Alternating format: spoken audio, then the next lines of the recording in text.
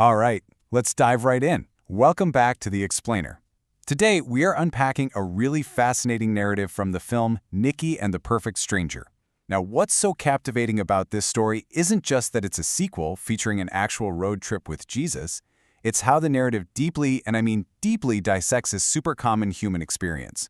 We're going to explore that painful transition from a burdensome, checklist-based faith to a paradigm of absolute, unconditional love. If you've ever felt like you're just, going through the motions to earn some kind of divine approval, this breakdown is going to be incredibly insightful for you. Just listen to this striking paradox that kicks off the whole story.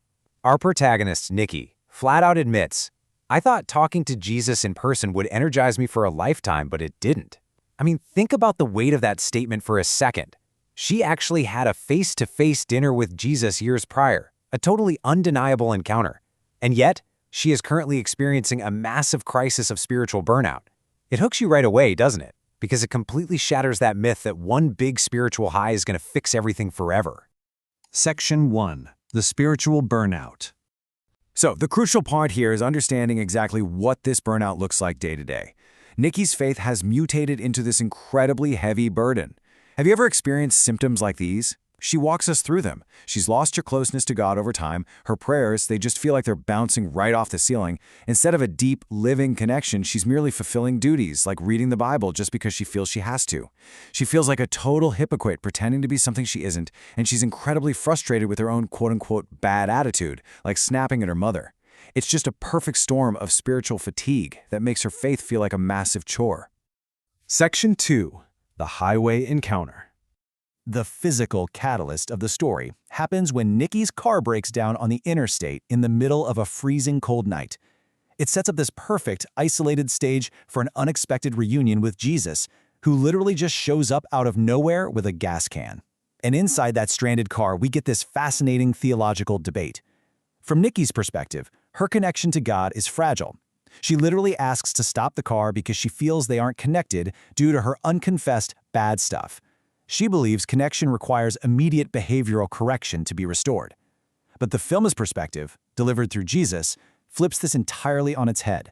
It posits that connection is a permanent reality in the spirit realm. Sins, past, present, and future, are entirely forgiven. The connection never actually breaks. Nikki just feels like it does because of her skewed perspective. Section 3. The Checklist Trap. Which brings us right to the core of Nikki's struggle. She basically begs for a quick fix, a step-by-step how-to plan. So Jesus sarcastically offers her one just to prove a point, and the sheer absurdity of it is striking. He rattles off this overwhelming, task-based program: increase devotionals to daily, commit to rigid Bible study and verse memory, cancel her Zumba class to attend Wednesday night church, and debate whether tithing exactly 10% should be pre-taxed or post-tax. He is playfully mocking the whole idea that you can somehow program spiritual closeness through a rigid set of exhausting behavioral tasks. To really drive this point home, the narrative cleverly parallels Nikki's struggle with a minor character named Larry, who they happen to meet at a diner.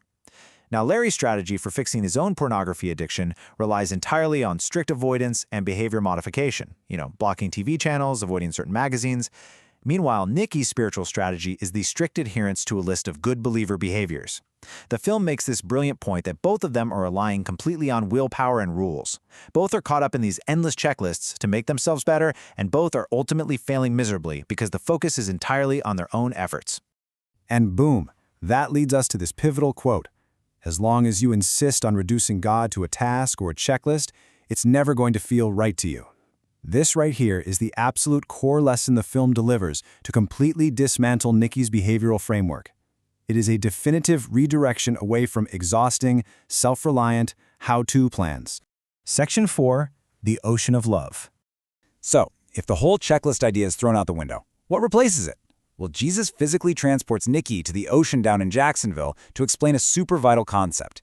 The idea is that God doesn't merely possess love, God fundamentally is love. Think of it like this. The ocean doesn't have wetness as an attribute, right? It is entirely made of water. When you jump in, you get wet. This beautifully shifts the theological framework from a transactional do this to get that view to a totally immersive, unchangeable reality. You can't earn wetness from the ocean. You literally just experience it.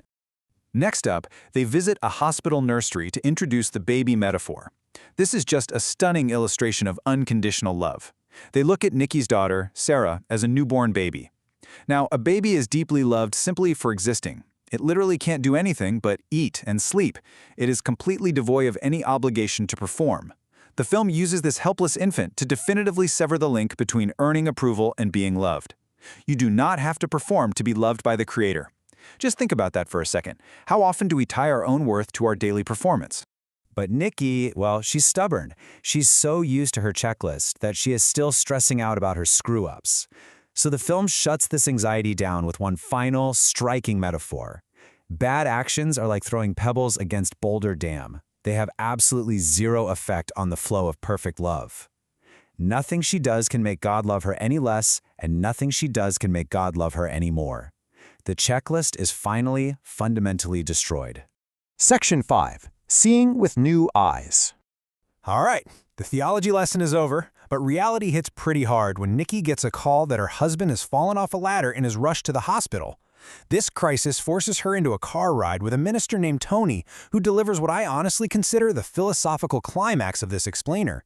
During their ride, he says, "I finally realized I'd been living my whole life with my eyes on myself. Wow, it's a stunning revelation. Even a professional minister fell into the exact same trap of constant self-measurement and self-evaluation that Nikki did. The burnout wasn't just a Nikki problem. It's the completely natural result of looking inward at your own performance all the time." And this builds to our ultimate thematic resolution, a huge contrast between two distinct ways of living. Living by sight means constantly measuring yourself against a checklist, evaluating your own performance, and inevitably ending up exhausted and disappointed. But walking in faith, as Tony explains it, is entirely different. It's knowing you are already part of the divine, making that love your baseline point of reference, and then simply watching it express itself through the world around you, through truck drivers, baby girls, and oceans. True faith, in this narrative, isn't about ignoring reality. It's about permanently removing the relentless, exhausting focus from your own performance. Which brings us to our final, and perhaps most important question for you today. What happens when you stop trying to measure up and start looking at what's already around you? At the end of the film, Nikki realizes that because she finally dropped her exhausting spiritual checklist, she can suddenly see amazing things everywhere. She stopped looking at herself and started seeing the ocean of love she was already swimming in. It's a profound shift in perspective. Thank you so much for joining me for this explainer. Keep asking great questions, keep looking around, and I'll catch you next time.